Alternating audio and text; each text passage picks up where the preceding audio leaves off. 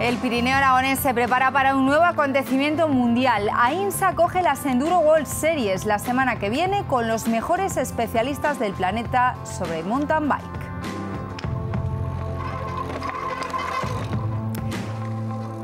Es la primera vez que España acoge un evento de estas características, todo un espectáculo por caminos históricos del Sobrarbe. Hoy lo recorremos de la mano del presidente de Zona Cero, los organizadores del evento.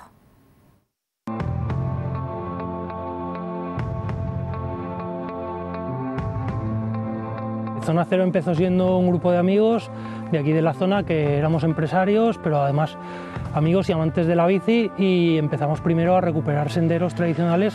Pensamos en la idea de crear unas cuantas rutas, coincidió con un poco el boom del enduro en el mundo de la bici, y entonces el crecimiento que hemos tenido como centro BTT ha sido muy grande y enseguida llegamos a ser la referencia nacional, y conseguir 5 años después de crear el centro BTT tener ya un mundial, pues no, la verdad es que ni en los mejores sueños teníamos esa esperanza, y desde luego es una posibilidad enorme de mostrar todo lo que hay aquí hasta al resto del mundo. La diferencia que tiene con el resto de otras pruebas es que la gran mayoría de los senderos son senderos tradicionales, son caminos históricos que llevan aquí en el monte hechos, muchos de ellos 500, 600 o más años.